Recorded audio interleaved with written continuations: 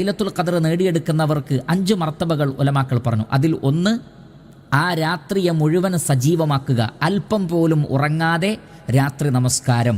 അതേപോലെ തന്നെ ഖിയാമുൽ ലൈൽ എന്ന് പറയുമ്പോൾ നമസ്കാരം മാത്രമല്ല, ഖുർആൻ പാരായണം ചെയ്തുകൊണ്ടും ദിക്ർ ചൊല്ലിക്കൊണ്ടും ദുആകൾ നടത്തിക്കൊണ്ടും ആ രാത്രിയെ സജീവമാക്കിയാലും അതിനെ ഖിയാമുൽ ലൈൽ എന്ന് പറയുന്നതാണ്. അതിൽ ഏറ്റവും അഫ്ളലായത് നമസ്കാരം തന്നെയാണ്. അപ്പോൾ സാധിക്കുന്നത്ര സുദീർഘമായി ഖുർആൻ പാരായണം ചെയ്ത് നമസ്കരിക്കുക, മറ്റ് ദിക്റുകളും ദുആകളും ഇസ്തിഗ്ഫാറുകളും അല്ലാഹുമ്മ ഇന്നക അഫുവുൻ എന്ന് തുടങ്ങിയ ദുആകളുമൊക്കെ വർദ്ധിപ്പിച്ചുകൊണ്ട് രാത്രിയെ മുഴുവൻ സജീവമാക്കുക. ഇതാണ് ഏറ്റവും അഫ്ളലായ മർത്തബ. നബി സല്ലല്ലാഹു അലൈഹി വസല്ലമ അങ്ങനെയായിരുന്നു. അവസാനത്തെ 10 പ്രവേശിച്ചു കഴിഞ്ഞാൽ രാത്രിയെ മുഴുവൻ നബി സല്ലല്ലാഹു അലൈഹി വസല്ലമ സജീവമാക്കിയിരുന്നു. ഇതാണ് ഒന്നാമത്തെ മർത്തബ. രണ്ടാമത്തത് പണ്ഡിതന്മാർ പറഞ്ഞത്, രാത്രിയുടെ തുടക്കവും അതേപോലെ തന്നെ അവസാന യാമങ്ങളും ഉപയോഗപ്പെടുത്തുക. ഉദാഹരണത്തിന് ഇശാ നമസ്കാരം കഴിഞ്ഞ് നമസ്കരിക്കുക, ദിക്റുകൾ ചൊല്ലുക, മറ്റു പ്രാർത്ഥനകൾ. അതിനുശേഷം വേണമെങ്കിൽ ഒരാൾക്ക് കിടന്നുറങ്ങാം. അത് ഹറാമൊന്നുമല്ല, കിടന്നുറങ്ങൽ ഹറാമൊന്നുമല്ല, അയാൾക്ക് പ്രതിഫലം കുറയുമെന്ന് മാത്രം. പിന്നീട് രാത്രിയുടെ അവസാന യാമം, അതാണ് ഏറ്റവും ശ്രേഷ്ഠമായ സന്ദർഭം. ആ സന്ദർഭത്തിലും എഴുന്നേറ്റ് നമസ്കരിക്കുക. അതേപോലെ തന്നെ മറ്റു ദിക്റുകളും ഇസ്തിഗ്ഫാറുകളും എല്ലാം വർദ്ധിപ്പിച്ച് ഇങ്ങനെ രാത്രിയുടെ 2 അറ്റങ്ങളെ ജീവിപ്പിക്കുക, സജീവമാക്കുക. ഇൻഷാ അല്ലാഹ് അവർക്കും ലൈലത്തുൽ ഖദർ ലഭിക്കുന്നതാണ്. മൂന്നാമത്തെ മർത്തബ, ഇനി ഇത് രണ്ടും കഴിഞ്ഞിട്ടില്ലെങ്കിൽ അവസാനത്തെ യാമം, അതാണ് ഏറ്റവും ശ്രേഷ്ഠമായ യാമം.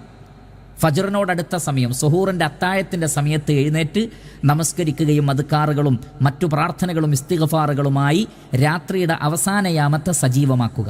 അവർക്കും ഇൻഷാ അല്ലാഹ് ലൈലത്തുൽ ഖദറിൻ്റെ വളരെ വലിയ ഒരു ഓഹരി ലഭിക്കുന്നതാണ്.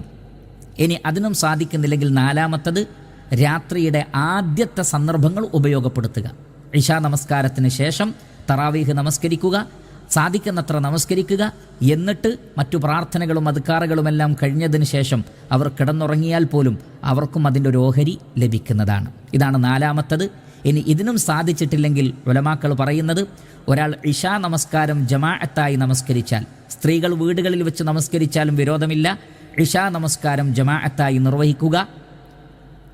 അതേപോലെ തന്നെ സുബൈ നമസ്കാരവും ജമാഅത്തായി നിർവഹിച്ചാൽ അവർക്ക് പോലും ലൈലത്തുൽ ഖദറിൻ്റെ ഒരു പോർഷൻ, ഒരു ഭാഗം, ഒരു ഓഹരി അവർക്ക് പ്രതീക്ഷിക്കാവുന്നതാകുന്നു. അതിനുള്ള തെളിവ് നബി സല്ലല്ലാഹു അലൈഹി വസല്ലമ പറഞ്ഞിട്ടുണ്ട്, മൻ സ്വല്ലൽ ഇശാഅ മഅൽ ജമാഅ, ജമാഅത്തിൻ്റെ കൂടെ ആരെങ്കിലും ഇശാ നമസ്കരിച്ചാൽ ഫകഅന്നമാ ഖാമ നിസ്ഫൽ ലൈൽ, രാത്രി പകുതിയും നമസ്കരിച്ചവനെ പോലെയാണ്. വമൻ സ്വല്ല സുബ്ഹ മഅൽ ജമാഅ, ആരെങ്കിലും സുബൈ നമസ്കാരം ജമാഅത്തായി നിർവഹിച്ചാൽ ഫകഅന്നമാ ഖാമൽ ലൈല കുല്ലഹു, രാത്രി മുഴുവൻ നിന്ന് നമസ്കരിച്ച ഒരു വ്യക്തിയെ പോലെയാണ്. അതുകൊണ്ട് തന്നെ ഏറ്റവും ലളിതമായി ഇശാ നമസ്കാരവും സുബൈ നമസ്കാരവും ജമാഅത്തായി നിർവഹിക്കുക. പള്ളിയിൽ ജമാഅത്തിന് പോകാൻ പ്രയാസമുള്ള ആളുകൾ, അഥവാ ന്യായമായ കാരണങ്ങളുള്ള സ്ത്രീകളെപ്പോലെ രോഗികളെപ്പോലെയുള്ള ആളുകളാണെങ്കിൽ അവർ ജമാഅത്തായിട്ടല്ലാതെ നമസ്കരിച്ചാലും ഇൻഷാ അല്ലാഹ് അവർക്കും അത് പ്രതീക്ഷിക്കാവുന്നതാകുന്നു. കാരണം ലൈലത്തുൽ ഖദർ എന്ന് പറയുമ്പോൾ രാത്രി മുഴുവൻ അതിൽ ഉൾപ്പെട്ടു. എപ്പോഴാണ് രാത്രി തുടങ്ങുന്നത്? മഗ്രിബ് ആയിക്കഴിഞ്ഞാൽ പിന്നെ മഗ്രിബ് മുതൽ ഫജ്ർ വരെ ലൈലത്ത് തന്നെയാണ്, രാത്രി തന്നെയാണ്. അതുകൊണ്ടാണ് സലാമുൻ ഹിയ ഹത്താ മത്ലഇൽ ഫജ്ർ, അന്ന് ഫജ്ർ വരെ ലൈലത്തുൽ ഖദർ തന്നെയാണ്.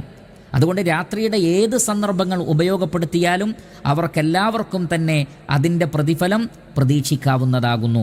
അപ്പോൾ ഏത് സമയം ഉപയോഗപ്പെടുത്തുക, അത് മുഴുവൻ ഉപയോഗപ്പെടുത്തിയാലോ ഏറ്റവും ശ്രേഷ്ഠമായത് തന്നെ.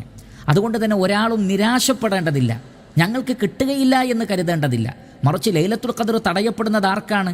ഈ അവസരങ്ങളൊക്കെ ഉണ്ടായിട്ടും അതിലേക്കൊന്നും തിരിഞ്ഞു നോക്കാത്ത ആളുകൾ, ആ രാത്രികളിലും തിന്മകൾ ചെയ്യാൻ വേണ്ടി ഇറങ്ങി പുറപ്പെടുന്ന ആളുകൾ, നന്മകൾ ചെയ്യുവാൻ യാതൊരു താല്പര്യവുമില്ലാത്ത ആളുകൾ, അങ്ങനെ ഒരു ലൈലത്തുൽ ഖദർ നേടിയെടുക്കണമെന്ന് മാനസികമായ നിയ്യത്തില്ലാത്ത ആളുകൾ, അത്തരം ആളുകൾക്കൊക്കെ അത് തടയപ്പെടും. എന്നാൽ ആത്മാർത്ഥമായി ആഗ്രഹിക്കുന്ന, ഇഖ്ലാസുള്ള, ഈമാനൻ വഹ്തിസാബൻ, അതിൽ വിശ്വസിച്ചുകൊണ്ടും പ്രതിഫലം ആഗ്രഹിച്ചുകൊണ്ടും എത്ര പ്രവർത്തിക്കുന്നുവോ അതിൻ്റെ തോതനുസരിച്ച് ഇൻഷാ അല്ലാഹ് ലൈലത്തുൽ ഖദറിൽ നിന്നുള്ള ഒരു ഓഹരി നേടിയെടുക്കുവാൻ സാധിക്കുന്നതാണ്.